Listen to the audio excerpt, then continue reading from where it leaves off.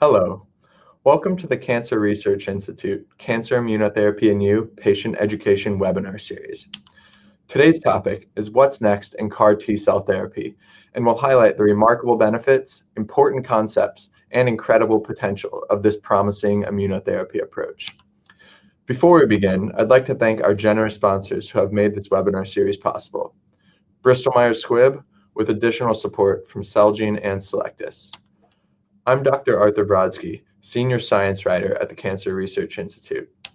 And today's expert speaker is a pioneer of CAR T-cell immunotherapy, Dr. Michel Sadelain of Memorial Sloan Kettering Cancer Center. Thank you for joining us today, Dr. Sadelain.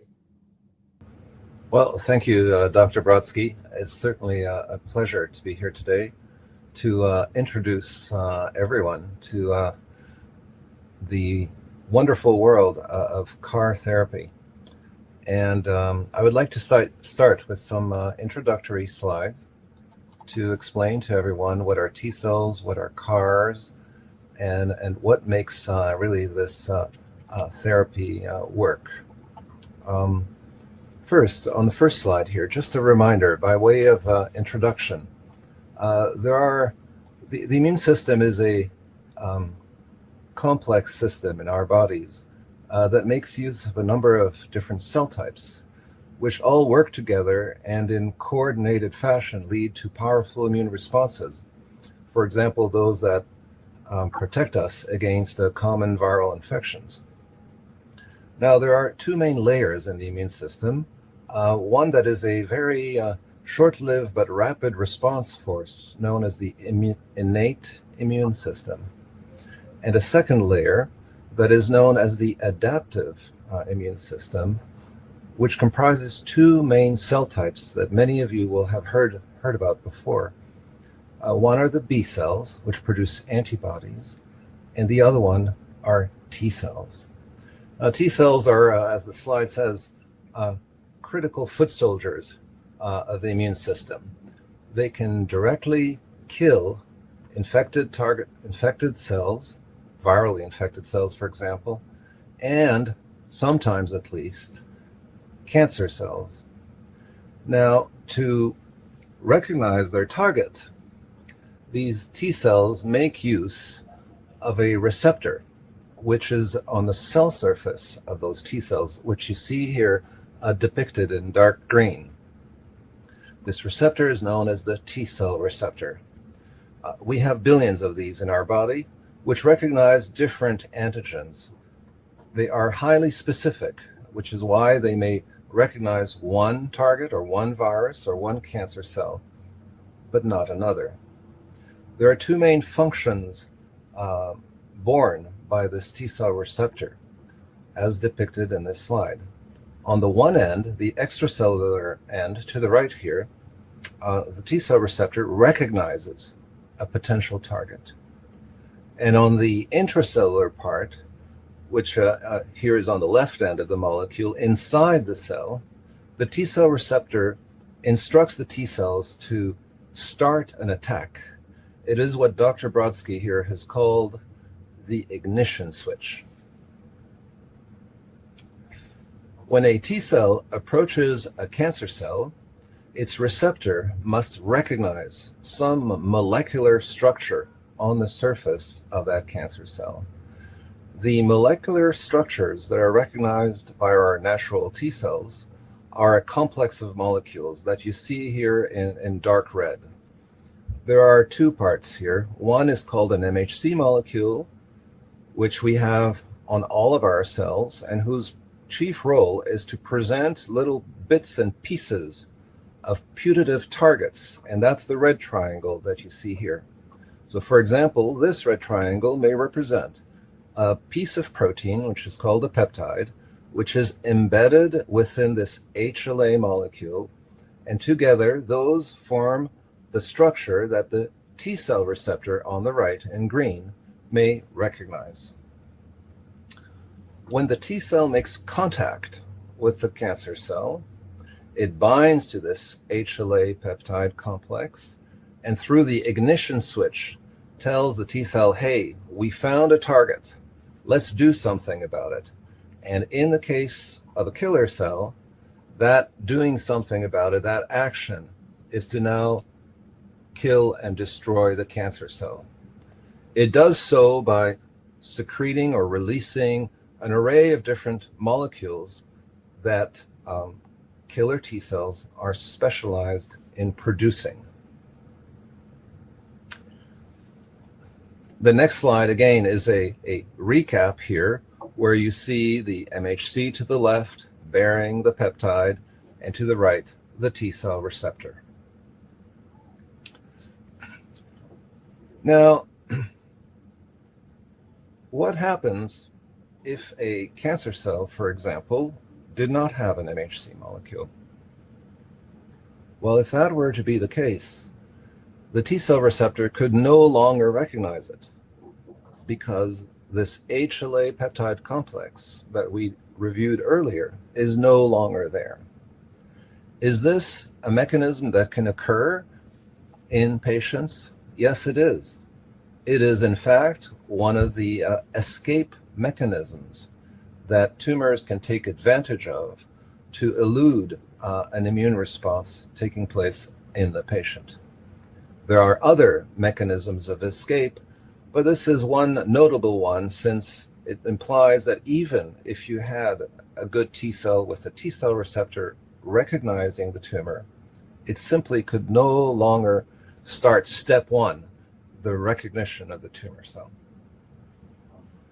So this has led scientists to start exploring different designs for a potential receptor in T cells.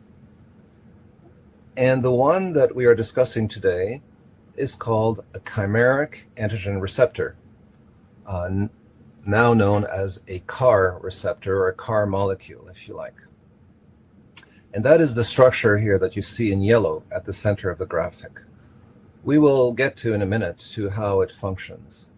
Now, these are synthetic receptors that some years ago we named CARs because they are chimeric in nature. Now, chimeric, of course, is a word that goes back to ancient mythology. You know, animals, part lion or part goat or part bird. And these molecules are chimeric in the way that scientists build them. They assemble different parts that are borrowed from natural molecules, such as antibodies or activating receptors or yet other molecules, and assembled together into a single receptor, an artificial receptor, which, as we will see in the next slides, serves multiple purposes. As the slide implies, it is necessary to introduce the CAR into a T cell such that, as shown here in the right, the CAR is now positioned to guide the T cell to the cancer cell and to induce its function. This means that the CAR needs to be genetically engineered into the T cell such that the T cell can produce this CAR as if it were one of its own molecules. So here's to the right now a T cell, which has, of course, its own T cell receptor, and additionally expresses a CAR. And to the left here, Dr. Brodsky has shown a cancer cell that no longer has an MHC molecule and therefore could not be recognized by the T cell receptor. However, the way that CARs are designed, the portion of the CAR that recognizes the antigen does not require HLA. And that is why a CAR molecule can be useful to recognize a cancer cells that would not otherwise be recognized by a normal T cell. And so, similar to a T cell receptor, when the CAR finds the target and binds to that red triangle that you see here on the tumor cell, the CAR molecule will activate, again, the critical next step. Tell the T cell, hey, you found the target. Let's start working on it. And that is sufficient to initiate the killing now of the cancer cell. Now, there's an important step that took place in the early research and the evolution of these CARs. And that's the addition of another compartment on the internal side of the CAR, borrowing now from a category of molecule known as a costimulatory receptor. Our T cells normally have costimulatory receptors. Those are very important to amplify immune responses, or in some cases, to terminate immune responses. Again, it is the Tcell receptor that recognizes the antigen and provides the early activation or the ignition switch. But that alone, as critical as it is not enough to produce a durable and therefore protective or therapeutic immune responses. So what we did some years ago was realize that the CAR molecule, even though it could recognize antigen and ignite an activation, because it doesn't quite work like the normal receptor, it was, let's say, kind of naked and lacked access to the costimulatory support that the T cell would need to produce an effective immune response. And so a critical step in the evolution of these CARs was the incorporation of a piece of a costimulatory receptor depicted here in purple into the CAR itself. So the CAR is a fairly complex machine. You can see one end recognizes antigen even in the absence of MHC or HLA. Another segment initiates the activation, and yet another part of it fuels the immune response, supports it through these so-called co-stimulatory signals. So when the CAR T cell now sees the tumor and is activated, not only is it activated to kill the tumor cell, but thanks to the incorporated costimulatory signal that further fuels again this T cell, it now divides and amplifies. And you see here one cell becoming 2 T cells and each daughter cell giving rise to 2 more cells. This means that the immune response is amplifying. And as long as the CAR T cell is activated, which means that it has found antigen, which means that there still is cancer to be eliminated, it continues to divide. And so this design with the integrated activating or ignition switch and costimulatory design is really the key to developing what we called some years ago a living drug.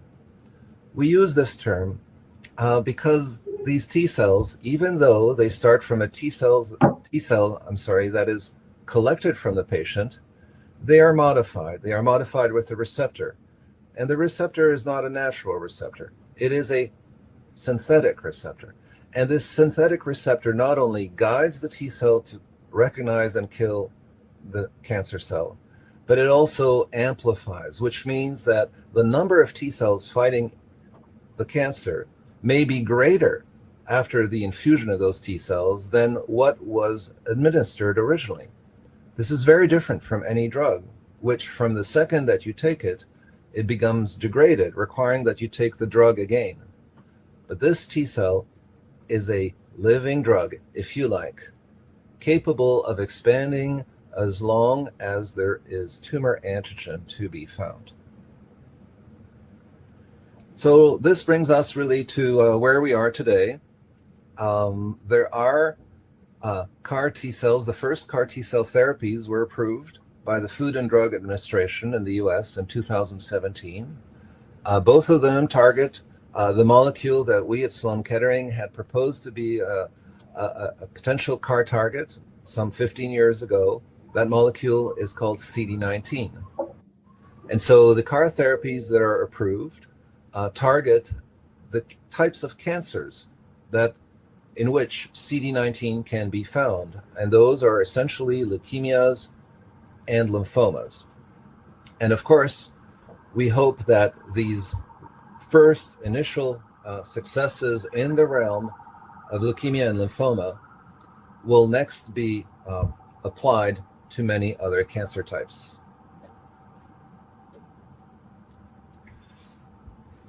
Now, as in any therapy, there are a number of questions and even challenges to resolve. Today has seen the first approvals of this very novel form of medicine. Again, the drug is not a chemical, or is not an antibody, or not a vaccine, it's a cell. And now we have demonstrated, the work of several groups has demonstrated that this can be effective in some cancers. But there are safety issues. For example, in some patients, the response of the T cells can be overwhelming, not too little, but too much.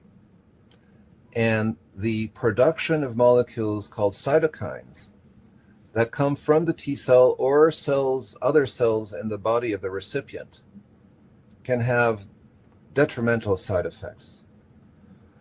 Also, the living drug, the CAR T cell, can divide and persist, but in some cases, not long enough. In some cases, maybe they persist too long. You know, the cancer is gone, but if the T cell is still producing a side effect, why would you want that T cell still to remain in the body of the patient? So we need to learn how to better design these T cells to control their persistence. Another issue that is today very much at the forefront is with all the excitement that we now have a new class of drugs coming into oncology, everyone is starting to look at the cost of these drugs, and as well as the very novel way of manufacturing these drugs. These are not chemicals manufactured in a plant somewhere and shipped to pharmacies. The T cells have to be collected from each and every individual patient, processed, and then reinfused to the same patient. So that means that there's a novel mechanics of how to produce a drug such as this one, and with it comes a certain cost. And we agree that at least for the early days, these costs seem to be too elevated. And lastly, we need to apply this and extend the use of this very exciting technology to more cancers. And to do that, one of the key questions to address is to find targets that would be suitable for those other cancers.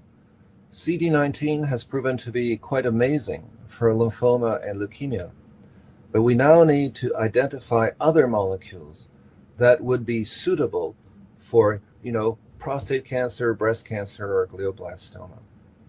So it's a wonderful world that's opening up, rife with challenges and opportunities. And from the perspective of the scientists in this field, as well as the clinicians, it is an incredibly exciting time with many of these challenges to resolve, but many exciting opportunities that lie ahead. Dr. Brodsky, I think it is now back to you. Thank you, Dr. Sadelain, for that very interesting presentation. I think it kind of set the stage really well, but I'm sure our audience has some more questions about it, which we will be able to dive into now. So you touched on it a little bit during your presentation, but for the sake of simplicity, the visuals kind of just showed the CAR receptors being added to the cells, added to the T cells, but obviously there's more to it than that. So how are these CAR T cells actually made, and where do those natural T cells come from that are used to make them?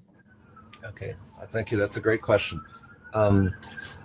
As I did allude to, the production or manufacturing, if you like, of these drugs is unlike any other medicine that existed before, because They are not chemicals. Most drugs are chemicals that you can put into pills.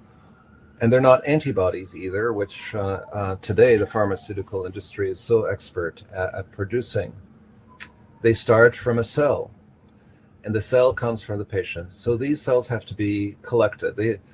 Now, one of the very facile or favorable attributes of this is that it's easy to get T cells from any human being because we have plenty of T cells in blood. So it starts with collecting blood.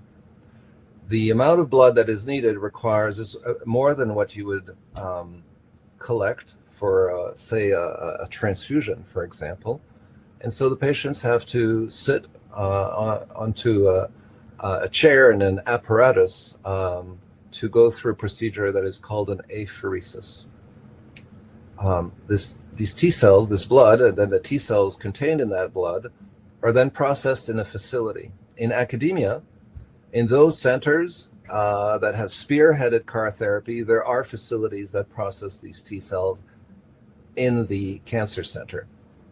And then in industry today, well, you would have to collect those cells and ship those cells to a manufacturing site of the concerned company. At that point, the T cells need to be genetically modified such that they will now express the CAR molecule. As mentioned earlier, the CAR molecule becomes a protein made by the T cell like any of its own. It's made from a gene. It's just that this gene was introduced into the T cell at the manufacturing site. This process, the transfer of the gene itself, takes place in a matter of hours. Having said that, there is the need to expand these cells and to do some testing to make sure that they are sterile and that everything proceeded as one would want to be. So overall, the process often takes 9 to 10 days, sometimes a bit longer and sometimes possibly less than that. And then the cells have to be, if they're in academia, they're just kept until the clinician requests the infusion of those T cells, or if they come from industry, they would have to be shipped back to the hospital. And so this overall, this process could take therefore from a week or so to several weeks. The way that the gene encoding the CAR is introduced into the T cell may vary. And that's because we have more than one way of doing that.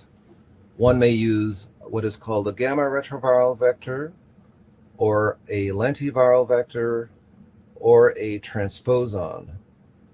All of these are genetic tools that scientists have developed over the last 2 decades, really, to facilitate the transfer of genes into T cells. And they are much used because they are efficient, do not damage the cells, and have very few side effects.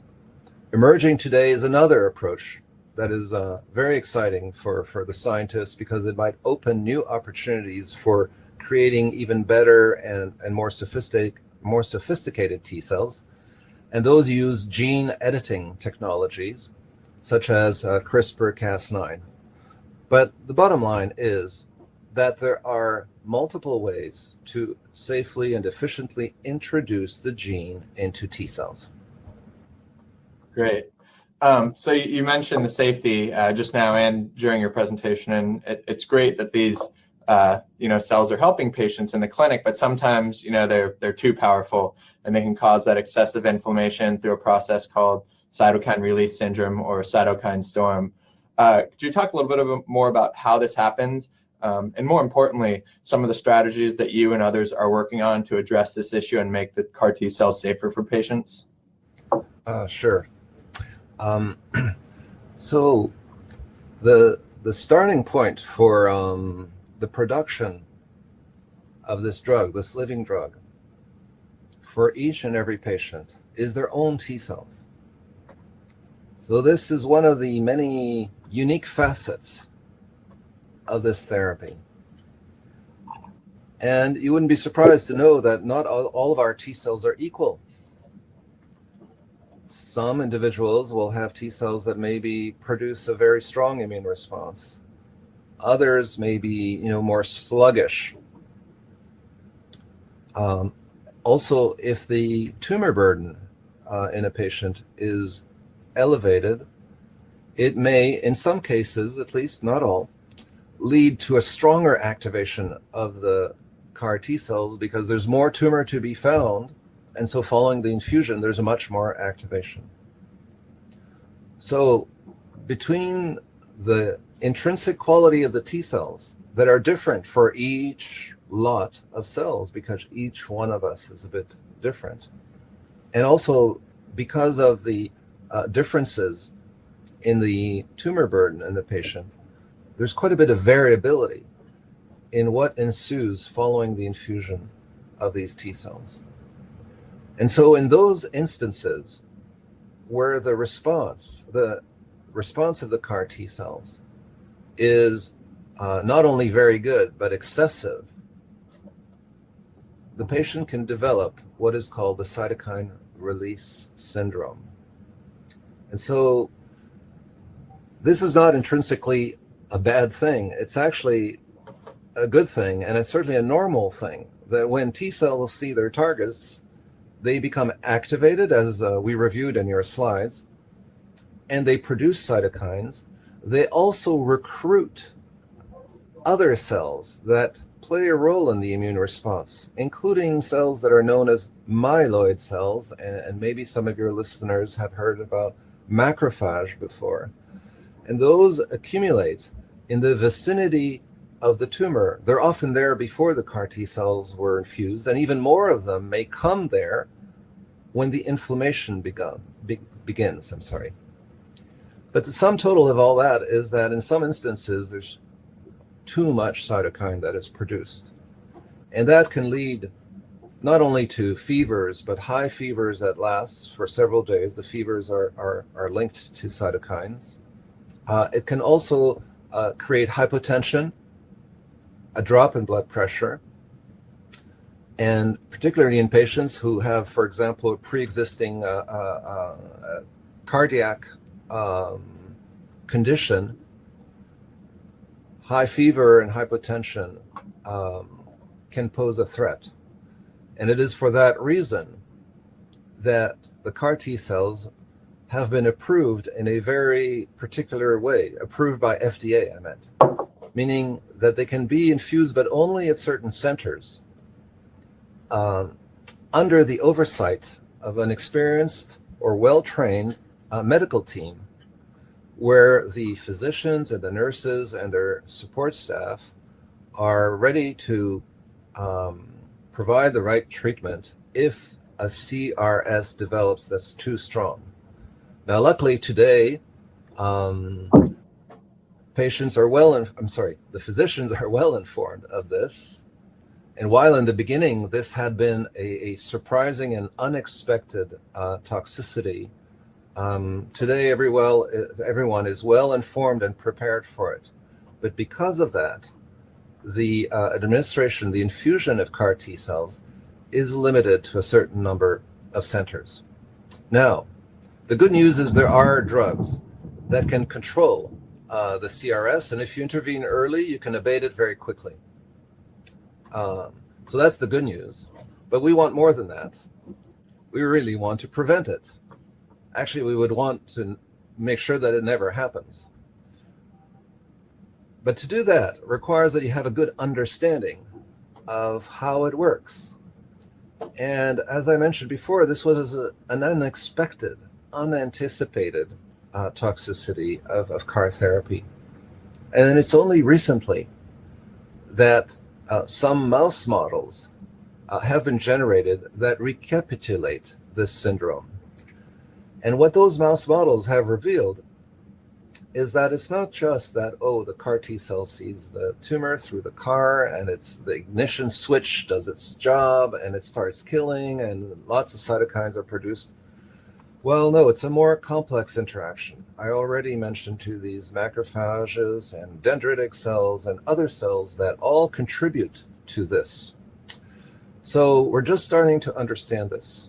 But already this understanding is yielding new clues as to where a drug could be given to prevent the cytokine release syndrome.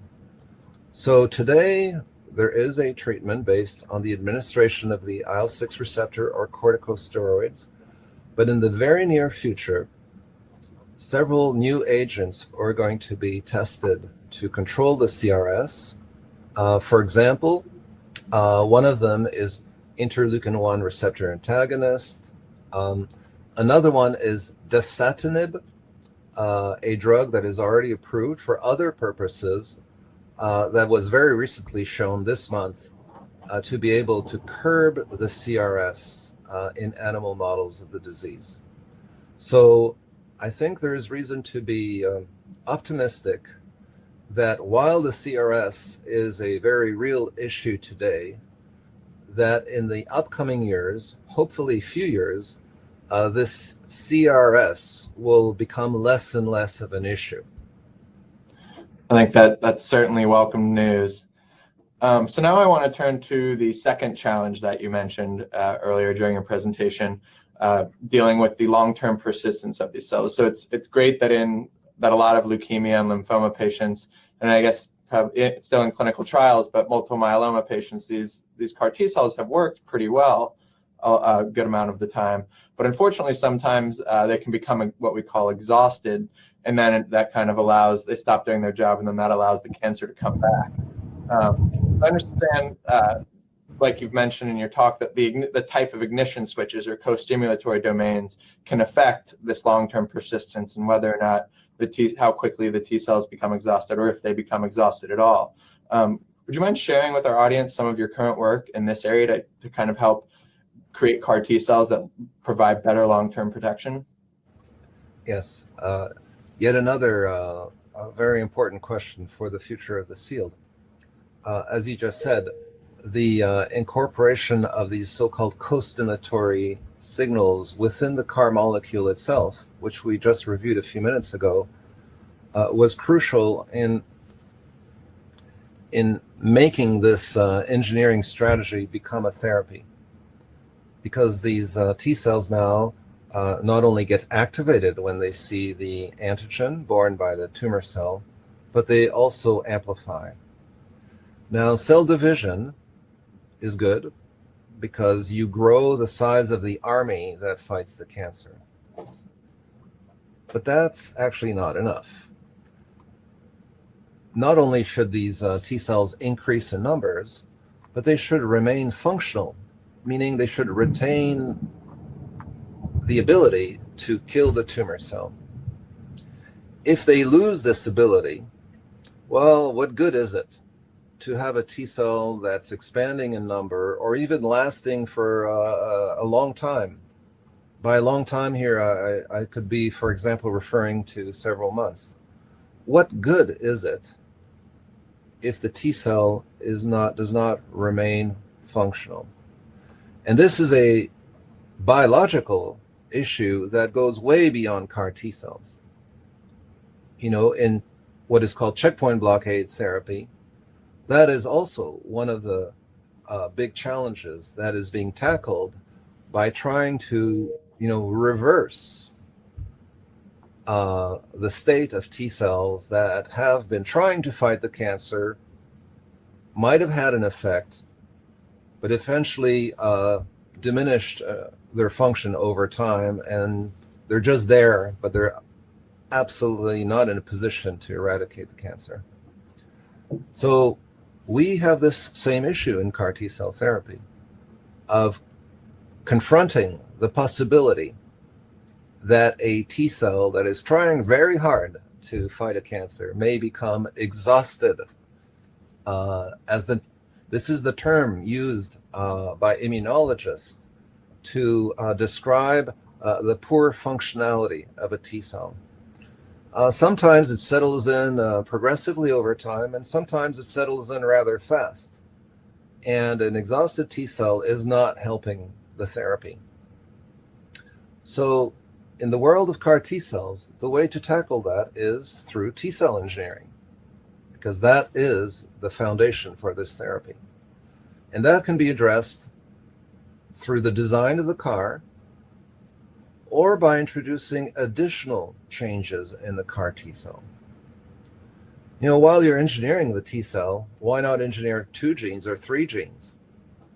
A few years back, that seemed to be not in the realm of the feasible. But today, introducing 2 genes or 3 genes is not technically, is no longer technically prohibitive. And one can even imagine, and now I'm speculating really, that in the not so distant future, it may be possible to even introduce several more genes. And I should add that not only would one have the opportunity of adding genes, but you can also remove genes. This is a process called gene ablation, which the gene editing technologies can accomplish. And why would you want to do that? Well, you would want to, for example, remove genes that accelerate this exhaustion. So there's a lot of research going on in this area, and one can anticipate several new CAR designs coming to the clinic in the near future, starting to test, I guess, a next generation of CAR T cells, which will be designed to not only recognize and attack cancer, but to not exhaust or to not exhaust too fast, to give more time to the infused T cell to get the job done. We have a molecule, we call it 1XX, that we will be bringing to several trials at Sloan Kettering in the near future. In the near future, which is an example of these new CAR designs that I think we will see many of in the years to come, that hopefully will contribute to improve these therapies, increase the functional persistence of the T cells, and in doing so, we hope open up the application of CAR T cells to solid tumors. Excellent. Yeah, I think it's very promising.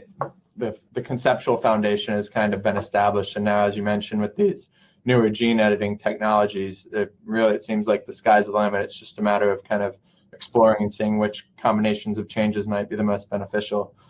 So also, you mentioned during your talk the cost and the time to produce these CAR T cells, and right now, the 2 FDA-approved CAR T cell therapies, each one has to be made from that, the T cells have to be taken from that patient and made individually for each patient.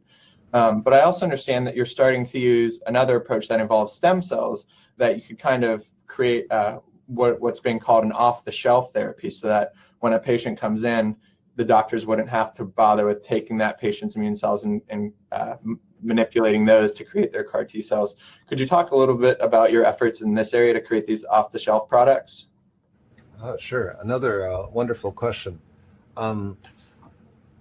As you just said, today's therapies are autologous, is the scientific term, which means that the T cells that are administered to a patient come from that patient. Now, there was a good reason why we and a few others who started this field used autologous T cells. Because if they are your own T cells, engineered now with the CAR, because they are your own T cells, these T cells will not, attack you when you reinfuse them, and you will not reject them because they are your own. So it made perfect sense to initiate the testing of this concept of a CAR engineered cell and a living drug in the autologous setting. And so now we know that it can work, at least in some instances. And we have to do all these improvements that you've been asking me about. But we also would like to reduce the cost of these therapies, to broaden their applicability and make them available to more patients. And so the way to do that would then to make cells from a given source, and from that source administer those cells to many patients. So it wouldn't be a one-on-one scenario anymore. My T cells made for me It could be your cells, Dr. Brodsky, made for many patients.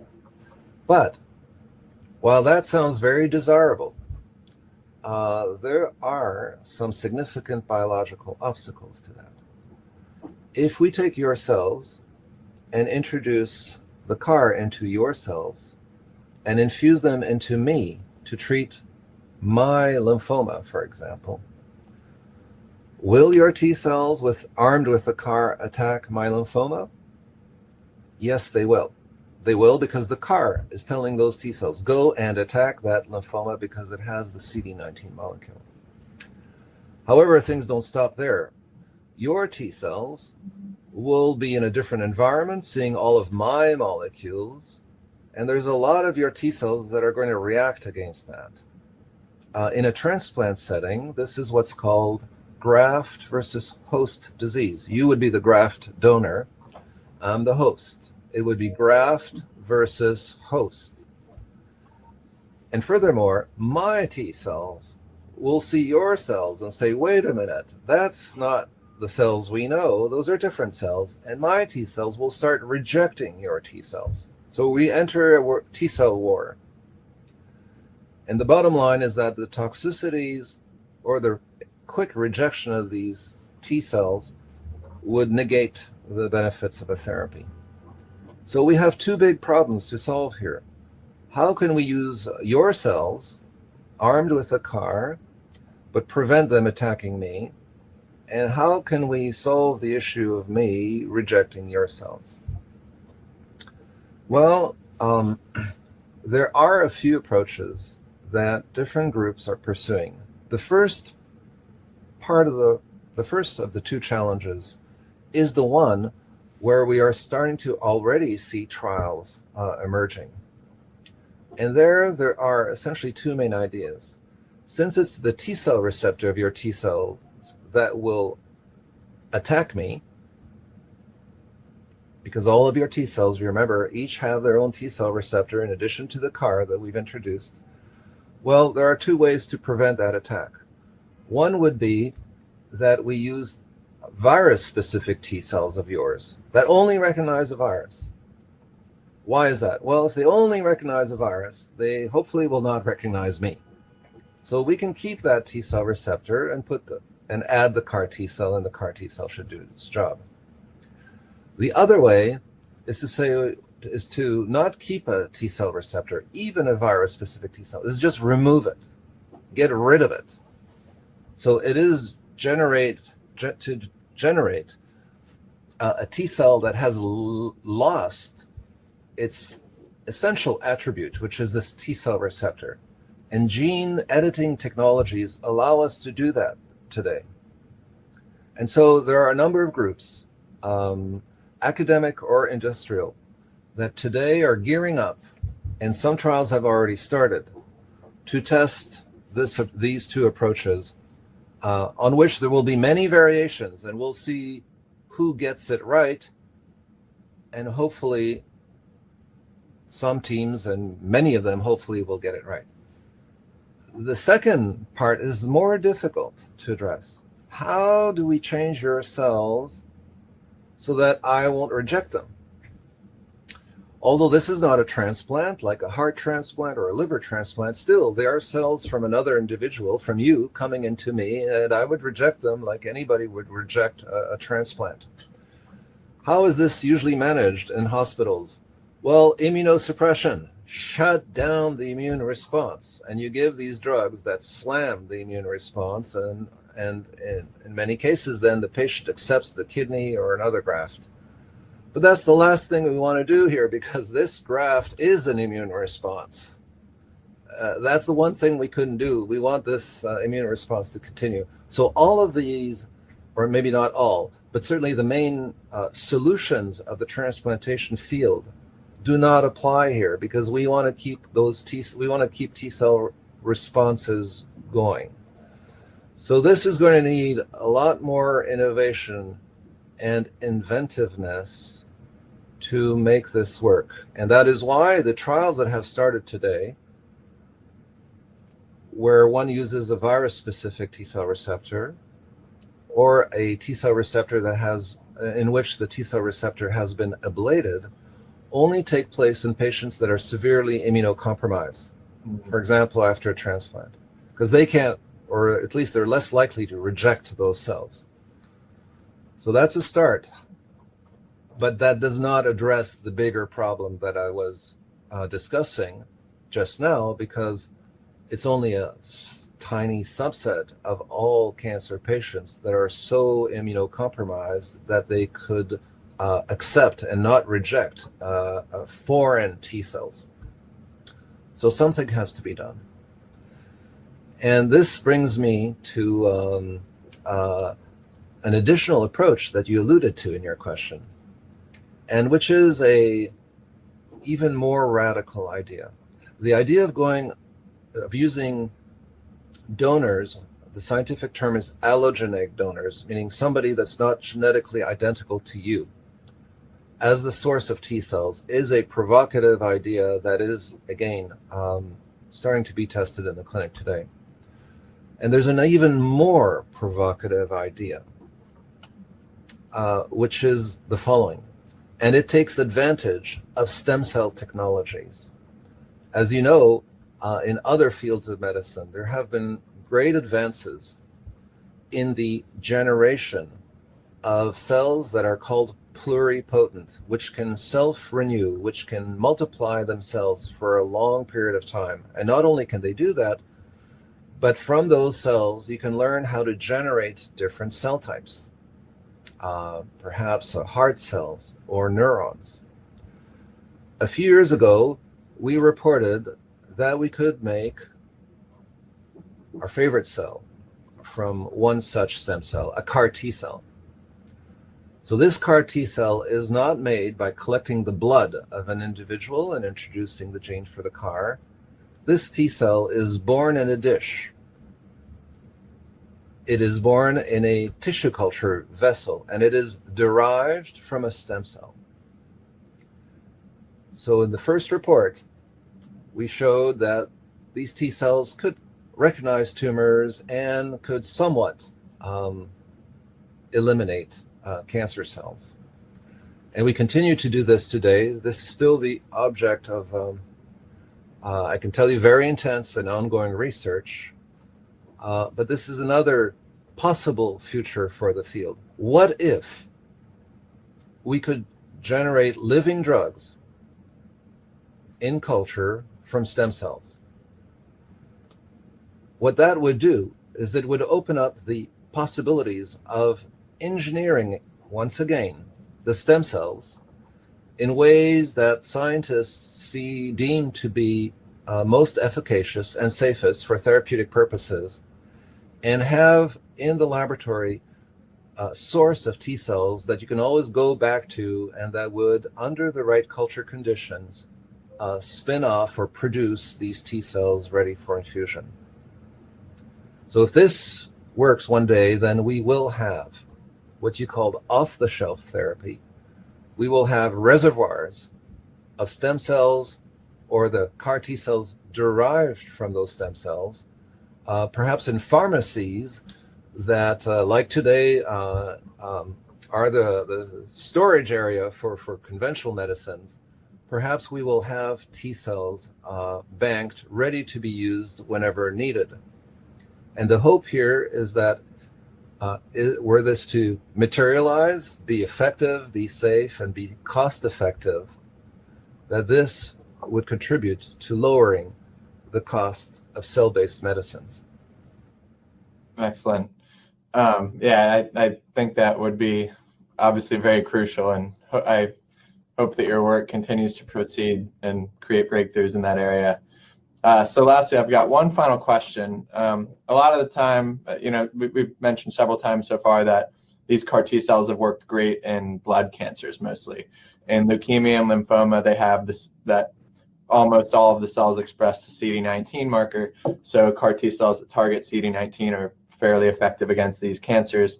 And not quite as advanced multiple myeloma, a lot of these blood cancers also express some of the same, express a marker called BCMA, which is being targeted, and that target can kind of help the CAR T cells detect and eliminate all of the cancer cells. But with solid tumors, there's not as many, there's not really a single marker like there are with blood cells. And so I wanted to ask you, what kind of targets are being explored with respect to solid cancers? It might be that haven't really worked thus far. What targets are being explored that you think might help make CAR T cells more effective for patients with brain cancer, breast cancer, or lung cancer? Yeah, another great question. So the principle of CAR technology is applicable in principle to any cancer. The field was born in the realm of hematology, or I should say hematological malignancies, for a number of reasons that we don't have time to go into, but that is just a starting point. Sometimes people ask, could CAR T cells be effective against solid tumors? Well, there's certainly no reason why they could not be. I mean, T cells are effective against solid tumors. I remind everyone that when, for example, checkpoint blockade therapy, antibodies that target molecules such as CTLA4 or PD1 or PDL1 are given to a patient, it's their T cells that actually deliver the blow to the tumor.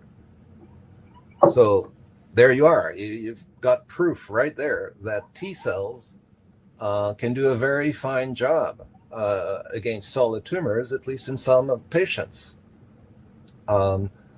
Another form of T cell therapy that uses tumor infiltrating lymphocytes, which are collected from cancer patients, expanded in culture, and then reinfused, has also shown responses in a fraction of patients, which is another way of showing that, yes, T cells can be, at least sometimes, active against solid tumors. So based on this, there's certainly no reason to think that CAR T cells couldn't be likewise adapted for their use against solid tumors. Having said that, there are additional modifications to this CAR design that have to be brought to this approach. As you said, you have to identify targets. CD19, the best known target in current CAR therapies, is applicable to lymphomas and leukemias, but not to other cancers. You need to identify other molecules for other cancers. And there is a challenge here in tumors that are more heterogeneous. And what do I mean by that? Well, it turns out that in leukemia and lymphoma, when the tumor expresses CD19, the target, it often tends to be present on virtually all cells.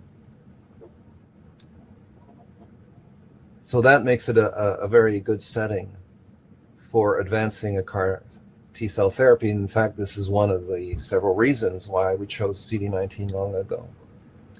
But then in many cancers, there is heterogeneity, meaning not all tumor cells are identical. We know that, but that means that a given target may not be present on all of the tumor cells. And if a target is present on, only a third of the cells, that's not good enough. So we need to either identify additional targets or combine the CAR T-cell therapy with some additional piggybacked way, if you like, to expand the immune response in the patient beyond that one target that is only present on 1/3 of the cancer cells. So there's a whole piece of research that has to be done to identify suitable targets. Now, some of you may say, well, wait, there's been research for so many years on cancer. Don't we just have a list of these targets already? Well, not really, it turns out. Yes, a lot is known about cancer, of course, and a lot of mutations, for example, that give rise to what's called neoantigens have been identified. But the majority of these are what's called intracellular proteins. And the CAR T cell really scans the cell surface of the tumor looking for targets. So there is a limitation there, and good news in it also. The limitation is that not all proteins are present on the cell surface, obviously. So the realm of potential targets is more reduced. On the other hand, the antigen does not have to be a protein or a peptide. It could be what's called a glycolipid, or a carbohydrate, or a sugar, if you like. But more research has to be done to look for that, because this has not been, until now, examined with as much depth as have been those proteins that bear mutations. So there's a work to be done. So this is one of the big challenges. Challenges, I mean, just things that need to be done, really, today, to adapt the CAR therapy approach to solid tumors. The other second big issue that has to be addressed is that, as you know, a tumor does not consist in just cancer cells. In fact, there are several cancers where the cancer cells are a minority of all the cells that you find in that structure called a tumor. And the tumor is surrounded by a little microcosm that it really shapes as it grows, and known as the tumor microenvironment. And that tumor microenvironment is composed of many cell types, many immune cells, stromal cells, blood vessels, even nerve tissues sometimes. And in a number of solid tumors, this tumor microenvironment is highly structured and really quite adept at, guess what? Shutting down immune responses. And the CAR T cell is an immune response. And so the CAR T cells will have to be combined with some of the agents that, from checkpoint blockade to small molecules and others, that many are investigating today. Or the CAR T cell has to be further engineered to not only recognize the tumor through the CAR, but to resist the negative influence, if you like, of the tumor microenvironment. So there's a lot of ideas out there. There's a lot of fascinating papers. I have to say, the field of CAR therapy is one of the most creative and innovative fields in oncology. And I think it's because the genetic engineering opens up the possibilities to do things that go beyond what nature does. If you remove a gene or introduce a synthetic receptor like a CAR, you can start creating cells that have properties that are not quite what natural cells do. So it opens up new possibilities. So which ones of these will work? We don't know. These are early days. But clearly, the issue of identifying suitable targets and further refining the design of the CAR T cell to overcome a not very friendly tumor microenvironment are sort of the two main lines of work that are going today in developing the CAR T cell therapies for solid tumors of tomorrow. Excellent. Yeah, I certainly, as you mentioned, the challenges are formidable. But just thinking how far the field has come in the last decade, I think it's still very hopeful that these are challenges that can be overcome, and hopefully extend this promising immunotherapy for more patients. Thank you. So that is all the time that we have for today. Thank you so much, Dr. Sadelain, for your extremely informative and inspirational webinar.